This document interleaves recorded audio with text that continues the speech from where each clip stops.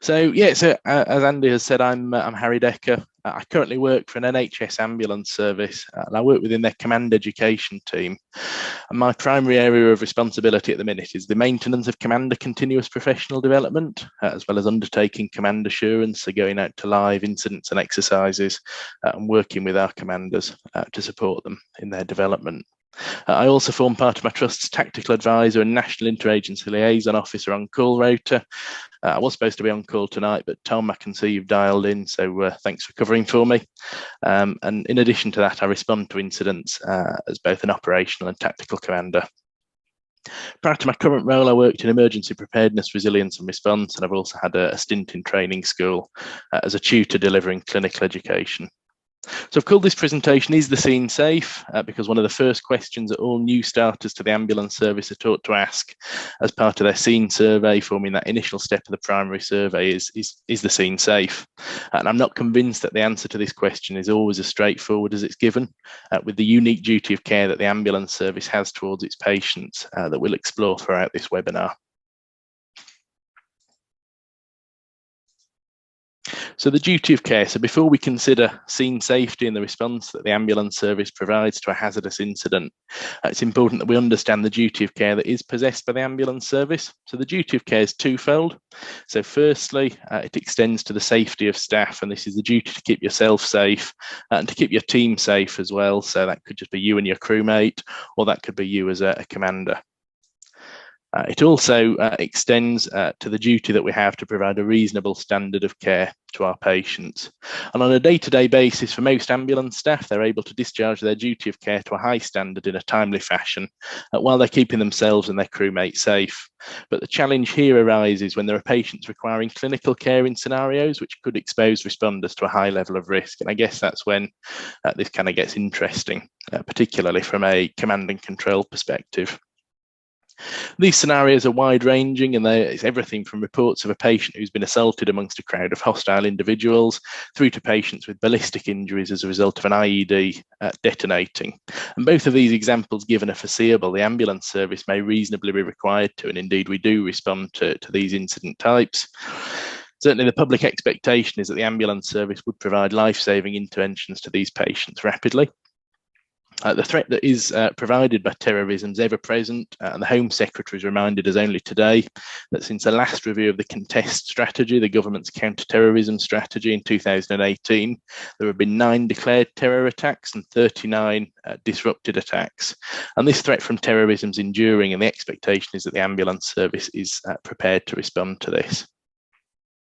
Historically, I think it's fair to say that the ambulance service has been a risk-adverse organisation. Certainly going back sort of a number of years, there have been cases that have been reported in the media where the ambulance service have stood off on incidents where patients have come to harm, potentially where there were alternative options that could have been explored. But following the findings from the Manchester Arena inquiry, which I'll talk quite a bit about this evening, and other major and significant incidents over the past 6 to 7 years, it's clear that this mindset needs to change.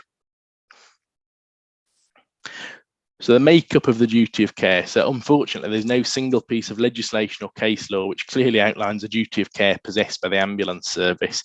And instead, ambulance commanders and clinicians should consider a variety of common law-based legal precedents, as well as things like the Health and Safety at Work Act 1974 and the Human Rights Act 1998, in particular that Article 2, that right to life. So the first legal precedent that I'm going to talk about is the Donoghue versus Stevenson case from all the way back in 1932, also known as the Paisley Snail. So for those of you who are unfamiliar with this case, it involves Mrs. Donoghue, whose friend bought her a ginger beer from a cafe in Paisley. She consumed around half the bottle and poured the remainder of it into a tumbler, when from the bottle came the decomposed remains of a dead snail. Mrs. Donoghue alleged that this caused her shock and gastroenteritis, and she was admitted to hospital a number of days afterwards. So you might be asking what this has to do with the ambulance service's duty of care. Mrs. Donoghue took the manufacturer Stevenson to court, despite the fact that she had no contract with them, her friend having bought this bottle from a cafe. so quite a way down the line from the original manufacturer. And the existing negligence law of the time was extremely narrow, and it could only be invoked if there was an established contractual relationship, which here there potentially wasn't. The case made its way all the way up to the House of Lords, and it found that there doesn't need to be a contractual relationship for a duty of care to be established, and that manufacturers owe a duty to consumers who intend to use their product. But moving this forward slightly, making it a bit more relevant to the ambulance service, is the development of what we call the neighbour principle, which came off the back of this judgment. And this states that you must take reasonable care to avoid acts or omissions which you can reasonably foresee would likely injure your neighbour.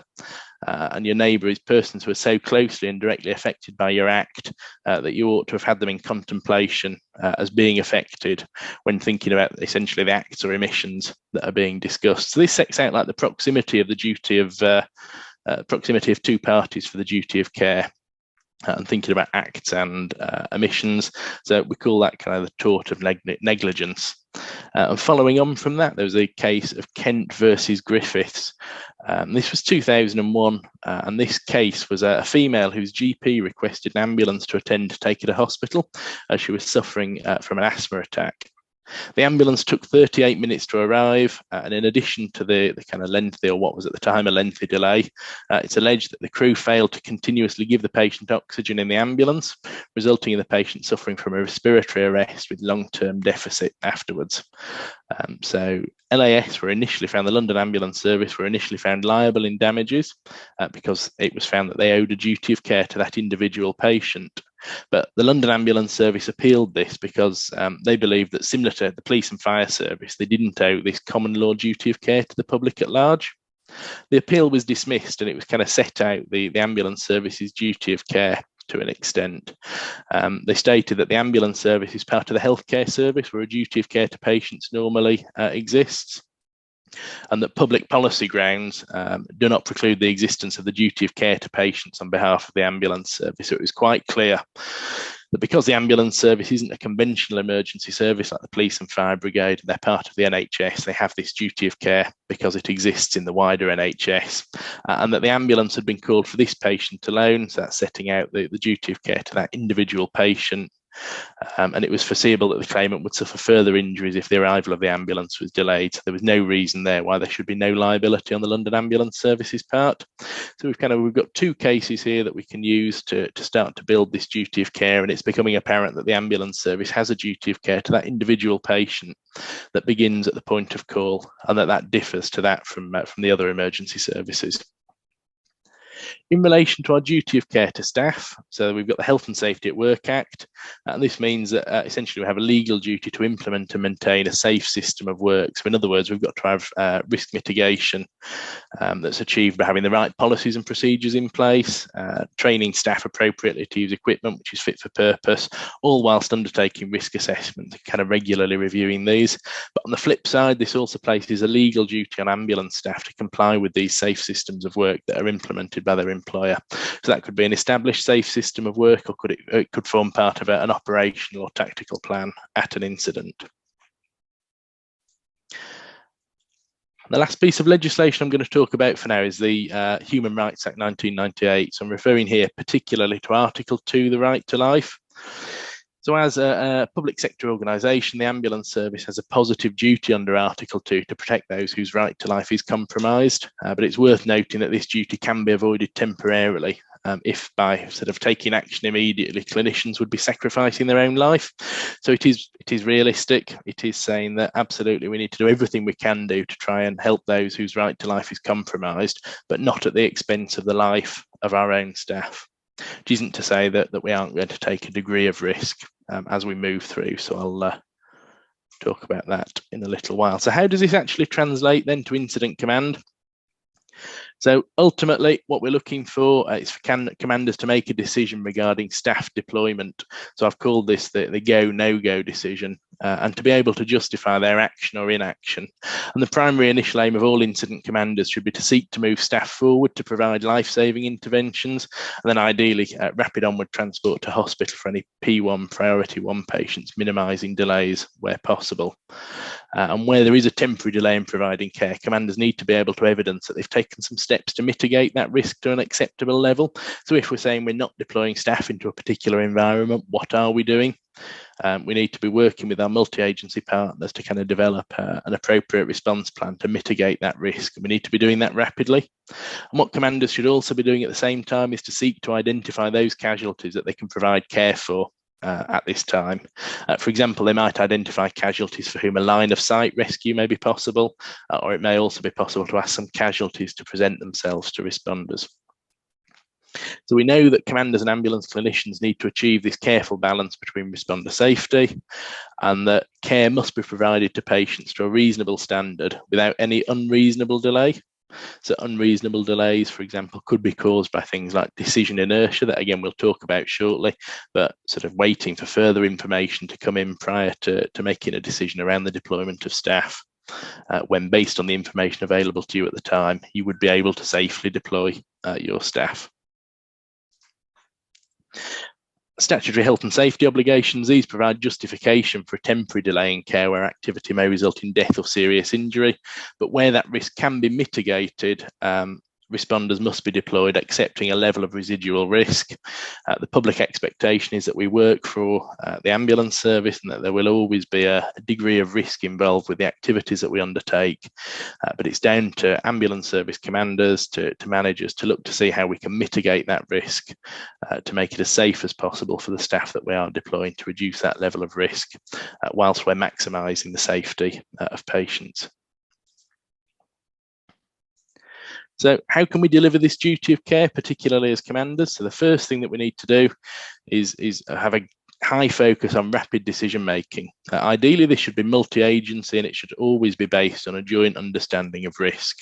But what I would say on the flip side of that is we shouldn't delay making decisions in the absence of one or more partner agencies at an incident. Again, that's kind of falling into the commander decision inertia trap there. We're waiting for another multi-agency partner to arrive prior to making a decision. We should absolutely be thinking about our deployment options before that point if we have commanders missing from other agencies. And I would say the worst decision to make is no decision at all in this situation. It's also really unlikely that another agency will turn up then and tell you it's safe to commit staff into a scene, because we know that this is a decision that's ultimately the responsibility of the individual service commander, whether that's police, fire or ambulance. Interestingly, the Manchester Arena inquiry tried to challenge this, and it explored how it might work if police had the primacy, essentially, to order other services to deploy, because one of the things that Sir John, the inquiry chair, was concerned about was essentially that there was too much of this Jessup discussion taking place, too much toing and froing around the level of risk and kind of acceptable risks, and that all three services might not agree. So that is one of the things that he suggested and was explored, but it was knocked back pretty quickly. For a number of reasons, obviously the differing duties of care between the services, but also the Health and Safety at Work Act that does make it the kind of individual agency's responsibility to deploy staff. The next one is avoiding the what-if trap. So the what-if trap, I'm going to use an example discussed at the Manchester Arena inquiry. So essentially, a device has detonated at a venue. We've got responders and RVP with equipment who are awaiting instruction. But the commander's concern is, what if there's a second IED in here? And that's not due to any particular information or intelligence received, but more a concern that the commander has, maybe due to their previous training or their experience. They're concerned, what if there is further risk in there? What if there is another attacker in there? So the question that we need to be asking at this point is, what credible intelligence is there to suggest that the presence of a second device, of a secondary device? So this what-if trap, it's important not to fall into this and not to make your decisions based purely on those what-ifs.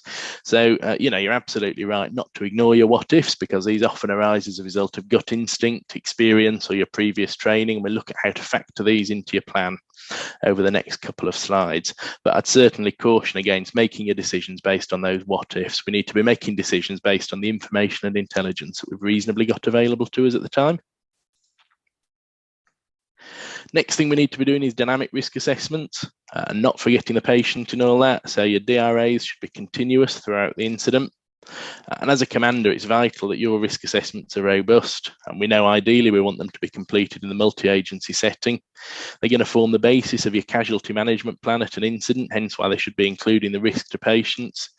And again, it's going to shape the mitigating actions to enable casualty care to take place. So we know that the focus is getting people forward to undertake those life-saving interventions, then evacuating those poorly patients straight from scene, ideally to hospital, if resources allow. And that's what your DRA needs to be focused on initially. Building from that, triage needs to be carried out early. It needs to include those life-saving interventions. A lot of you will have seen that the 10-second triage algorithm was rolled out a couple of months ago. So it was released April 2023 to have gone live across ambulance services in England, hopefully by April 2024.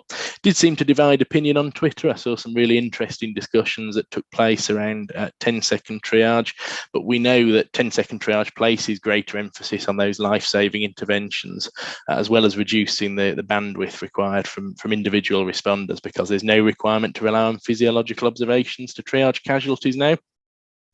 I think the other great thing about 10-second triage is that all emergency services have got the option to adopt it, and therefore we're going to be reducing the care gap at a major incident, because responders who might arrive on scene prior to the ambulance service, whether that's the private medical or the voluntary medical sector, or the police or the fire service, are going to have an algorithm that they can follow that will direct them to undertake immediate LSIs, life-saving interventions to the most seriously injured patients. Next thing that we need to be cognizant of is that we deploy our specialist assets both early and appropriately. So within the ambulance service, we've got the hazardous area response team, and they're a capability who are trained and equipped specifically to deploy into hazardous environments. If you're unsure around the deployment, use your HART team leader or your NILOs, your National Inter-agency Liaison Officers, as advisors. Use them as soundboards, but seek to deploy HART appropriately and rapidly on scene. And just as a reminder, the HART capabilities are around hazardous materials and CBRN, so working within the hot zone and the inner cordon at CBRN and hazmat incidents, providing the response to a marauding terrorist attack. So potentially operating in the hot and warm zone there, dependent upon the attack methodology, wearing ballistic PPE where needed, and then providing clinical care to patients who are at height or in confined spaces, on unstable terrain, in and around inland water, in addition to the support that they provide to security operations. So that's things like supporting police operations at illicit drugs laboratories, or security services operations that are being carried out. So we've got the HART team there. Use them, deploy them early, and deploy them appropriately into a role that is suitable and reflects their skill set. And the last area that we're going to look at is around operational discretion. So when we talk about operational discretion, this is where a particular incident doesn't necessarily fit a pre-planned template. And it's something that is really increasing in the ambulance service, the emphasis placed on operational discretion. And again, that's following the Manchester Arena inquiry. So how should commanders make decisions then? So decisions should be made using the framework provided by the joint decision model. So the joint decision model should be more than familiar to all of our ambulance commanders out there in the audience, and I would certainly expect some ambulance staff to have seen this as well.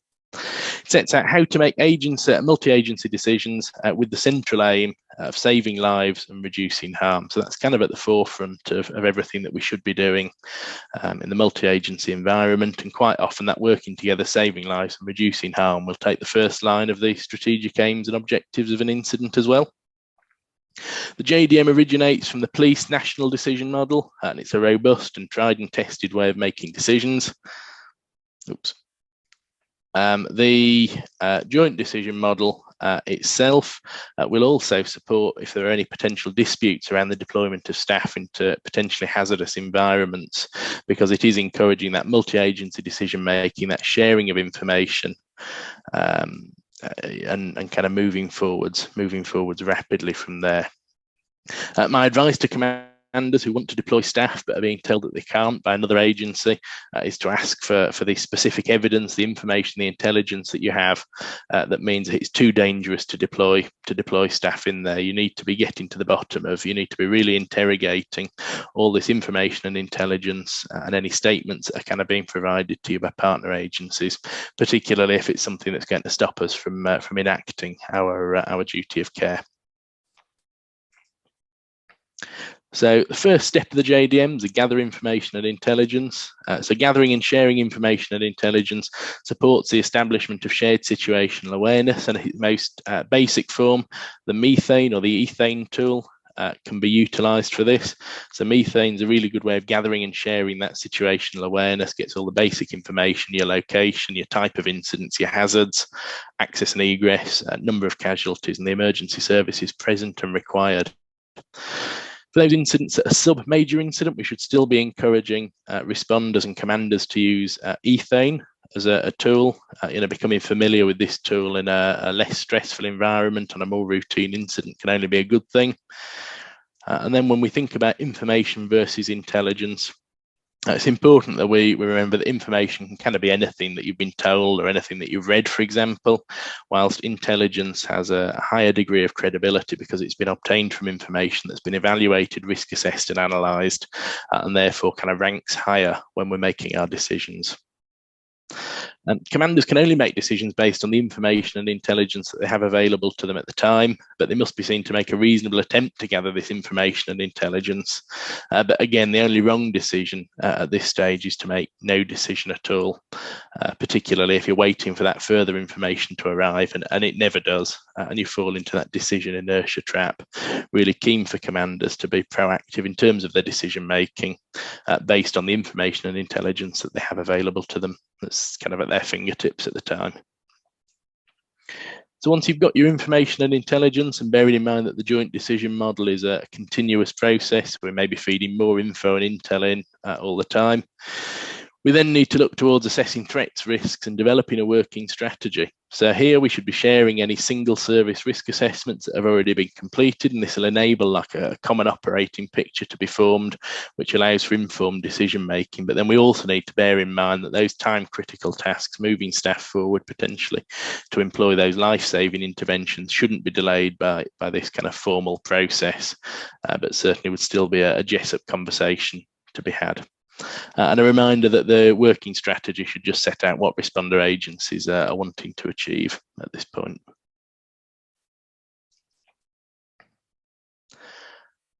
And then powers, policies and procedures. So we've discussed some of the legislation that I've listed here. And when you talk about GESUP and the JDM and the powers, policies and procedures, the Health and Safety at Work Act and Article 2 Right to Life always seem to focus. We could include more. We could think about the Fire and Rescue Services Act or the Police and Criminal Evidence Act, but really it is specific to the incident you're dealing with, but particularly relevant to the multi-agency environment. And I'm aware that these webinars don't just attract ambulance staff, but those from our partner agencies, as well as the Civil Contingencies Act. Now, the Civil Contingencies Act of 2004 sets out to provide Category 1 responders with the duties that they have to undertake for civil protection.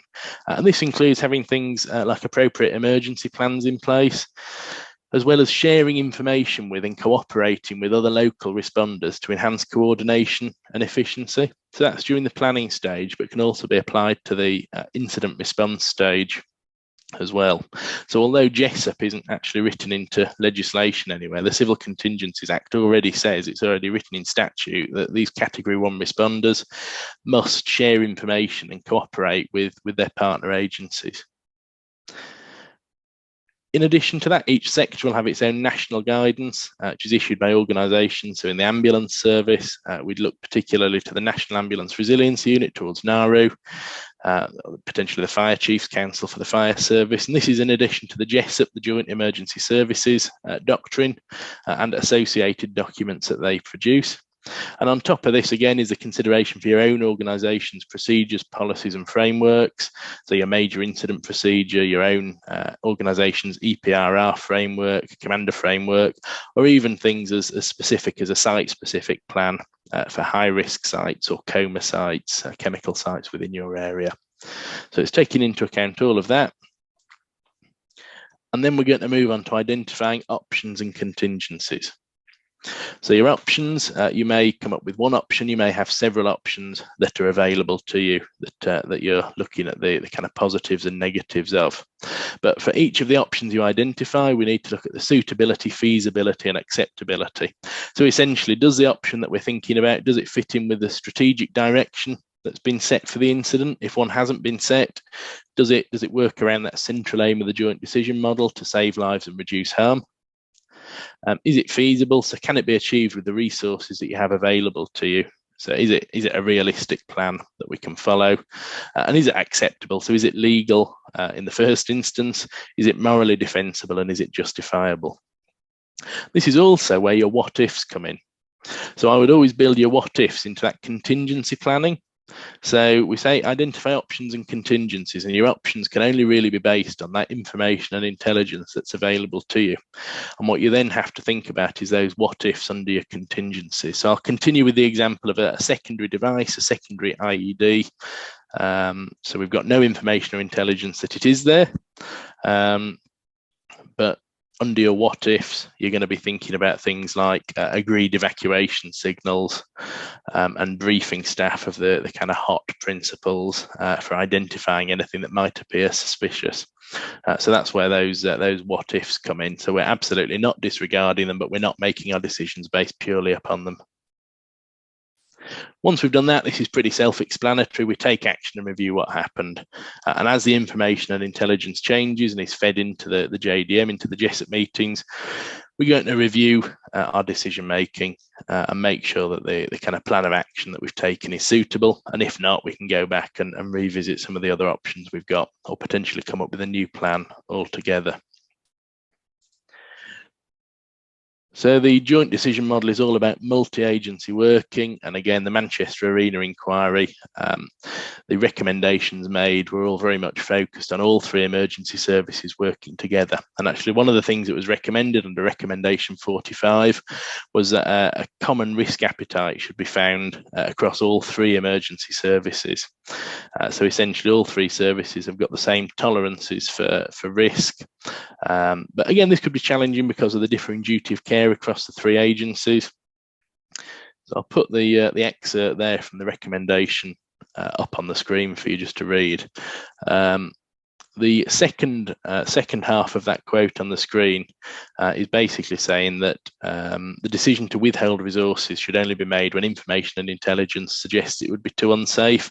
So again, is really just a fancy way of saying not to rely on those what ifs for your decision making, and that there should be sort of proper evidence, proper information and intelligence suggestive of the fact that it's too unsafe to deploy staff.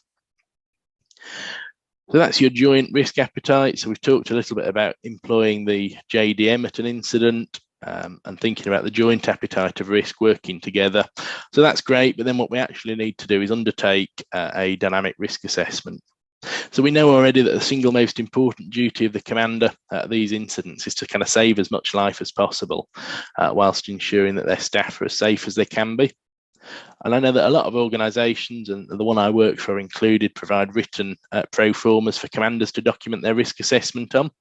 But I think it's probably quite unlikely that time would allow for this during the early stages of particularly a major incident where we're potentially thinking it could be a marauding terrorist attack or something along those lines. So it's really important that commanders do know the areas that a rapid dynamic risk assessment should cover. We know here that safety can't be guaranteed. In an unfolding incident, things do change. Again, sticking with the example of a marauding terrorist attack, by definition, it's kind of unfolding as we're moving along. So risk controls here and residual risk levels are really key. So making sure we've got effective risk controls, effective risk mitigation, and that leaves the residual risk, so the risk that's sitting there after we've put our risk assessment in place, ensuring that is a low risk to both staff and patients. So the steps I'm going to put on the screen in a second, they're aligned with the JESSOP model for risk assessment, and that ensures that we've kind of got a common approach across all three services. So the first part of your risk assessment is that identification of hazards, so things that have the potential to cause harm. and identifying who they could cause harm to, whether it's your staff, whether it's patients, whether it's members of the public.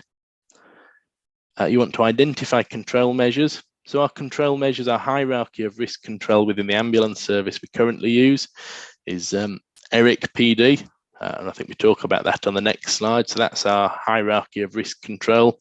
So that will help commanders to identify those control measures that they can put in place.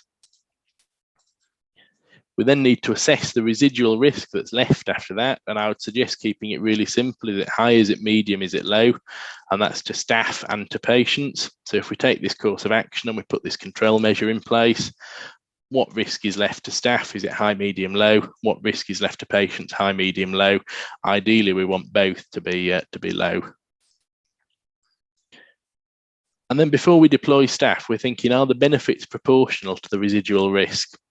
So we know that there's still potentially some risk to staff by deploying them into this environment, but are the benefits proportional, and have we put adequate control measures in place? So this is a sense checking part. So certainly from an ambulance service perspective, where we're deploying particularly our hazardous area response team into hazardous environments, the plan would always be sense checked, or should always be sense checked by a tactical commander. And then we'd make that go, no go decision.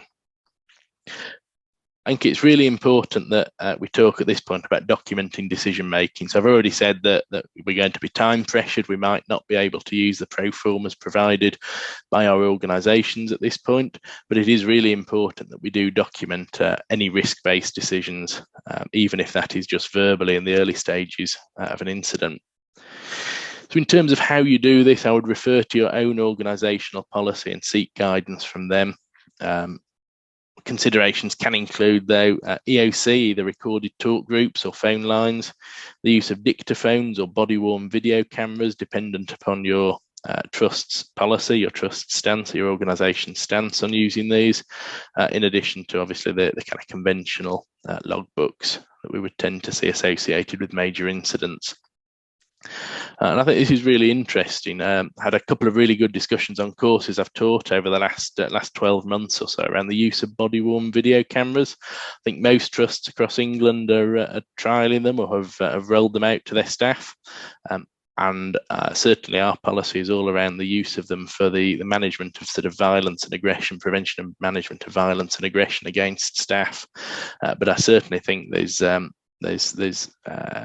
definitely some thought to be given to how we could use them as incident commanders, and it's certainly not something that's been disregarded by my organisation. So hopefully, similar organisations will be looking to use them the same.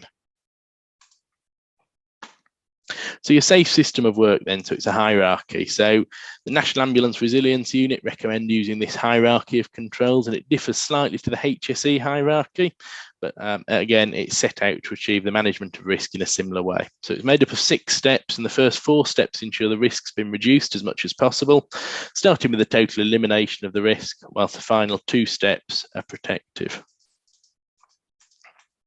I'll just put all of these up on the screen. So first steps around elimination. So can we remove the hazard altogether? Can we reduce the nature of the hazard?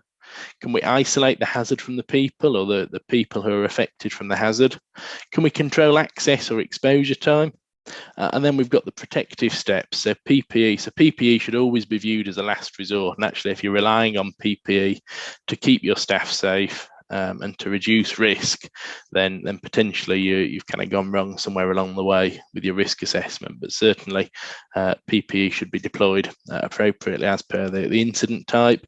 And then discipline, your safe systems of work, making sure that staff are adequately briefed to undertake certain tasks, and then monitoring and reviewing the scene and continuing your dynamic risk assessment. So on the next slide, I'm just going to put that into a little bit of context. So just a very rough scenario, road traffic collision on the M1 motorway, 3 cars have collided, blocking lanes 3 and 4. So we've got this RTC, identified hazards off the top of my head. You've got potentially fast moving traffic, debris, sharp edges, fuel or oil spillages and a potential risk of ignition, slip strips and falls, and potentially airbag deployment as well if they haven't already gone off. We've identified some hazards here, so let's put ERIC PD into practice. So eliminating, So what can we do to eliminate the risk? We could ask for the traffic to be stopped in live lanes. We could ask for the fire service to disconnect batteries from vehicles if we're concerned that they could potentially cause a risk. How could we reduce it? Reducing the speed of live lanes, asking the fire service to deploy airbag covers, sharp end protection or spill kits. Isolate, so we can direct the walking wounded away from the live carriageway, or we can extricate patients promptly and get them into the back of ambulances and on the way to hospital where they're safer. Controlling the scene, so bringing the right resources to scene and avoiding over-resourcing, which isn't something I think most ambulance services have a problem with at the moment. But again, really important to make sure we don't have too many people on scene and we're exposing more people to this potential hazard or these hazards than necessary. PPE, so every RTC, we know that every ambulance crew always wears their high-vis, their helmet, at every RTC, certainly should be doing in addition to the appropriate footwear. And then disciplines around that briefing, undertaking your continuous dynamic risk assessments, all of that sort of thing. So I think this just helps putting ERIC PD into a little bit of context. We talk about it on command courses. We introduce all of our staff to it as part of their initial major incident training. But I think until you've put it into some context, it's 6 words that don't really mean a huge amount. But this is how it can be applied in practice, and certainly it's worth considering as you're going through your dynamic risk assessment, with the golden aim to be eliminating the hazard altogether. To support doing all of this at a major incident, there's a functional role called the safety officer role. And in my experience of attending incidents and multi-agency exercises, it's often a role that we omit. It's often a role that we don't necessarily assign people to when perhaps we should. So the role of safety officer should be undertaken by an appropriately trained member of staff. Now, I'd suggest that this is somebody with command training, but depending on the resources that are available to you, you could consider maybe a member of SORT staff, potentially, depending on the nature of incident, who's had some additional training in the use of the JDM and undertaking risk assessments. It's kind of down to your own individual organisation as to how they decide who could be a safety officer. So the safety officer at an incident, they're identified by a tabard, the green and white checks, which we know with the blue band around the waist, and that's the safety officer tabard. And they're there for a number of functions. So they're responsible for ensuring that ambulance staff, NHS staff, and other private medical providers working on scene under the direction of the ambulance service aren't placed at undue risk. They should be liaising with the fire and rescue service safety officer. They should be on their shoulder. The fire and rescue service are generally really good at undertaking dynamic risk assessments, really good at identifying hazard mitigation options. So they need to be on the shoulder of that fire service safety officer throughout the incident. It goes without saying they're identifying hazards, risks, and potential mitigation options. They should be monitoring staff for fatigue and stress and action that appropriately, so flagging that up to the appropriate operational or sector commander. And perhaps that's something that we haven't always considered again in our kind of response to major incidents, but we've still got that duty of care to staff. And they're also going to be responsible for monitoring the scene for signs that we might need to evacuate and escalating that to the operational commander as appropriate. So the appointment of a safety officer then. So the Manchester Arena inquiry, the North West Ambulance Service operational commander came under some criticism, whether rightly or wrongly, for failing to appoint a safety officer. And as we've kind of already alluded to, there were concerns around the assessment of risk and the lack of joint understanding of risk at this incident anyway. So what was said by Sir John, by the inquiry chair, was that the role of a safety officer is, as we've discussed, and that such a person would have likely to have ascertained the true situation in the city room and communicated that to the operational commander. So the city room was the room where the device detonated, and was the room where they believed there was potentially a significant level of risk to responding staff, and therefore limited the number of people that were deployed into that area.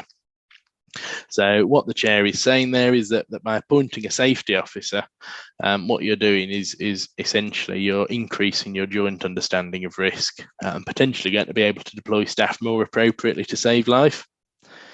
And again, although I've said the operational commander came under some criticism for this, and it was their kind of responsibility to appoint functional roles, they also picked up that the tactical commander should have ensured that all functional roles were appointed.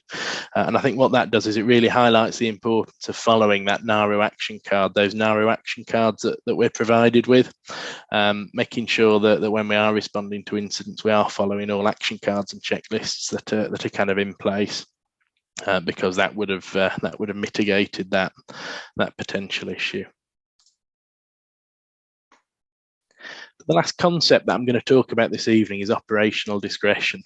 So I've stolen the National Fire Chiefs Council National Operational Guidance, their NOG definition of operational discretion, because I was kind of struggling to find something that was suitable from an ambulance service perspective. And they refer to operational discretion as use of professional judgment to make decisions in relation to incidents that are extremely unusual and not reasonably foreseeable, or a combination of circumstances that haven't been predicted.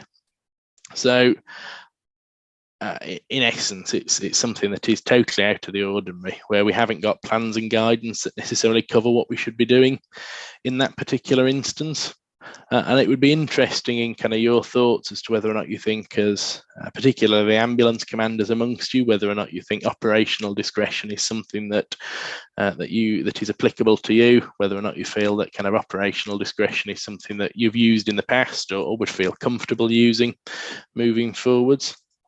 But it was repeatedly referenced in the Volume 2 report of the Manchester Arena inquiry for the ambulance service, and particularly around the decision to deploy or not deploy non-specialist assets into potentially hazardous environments.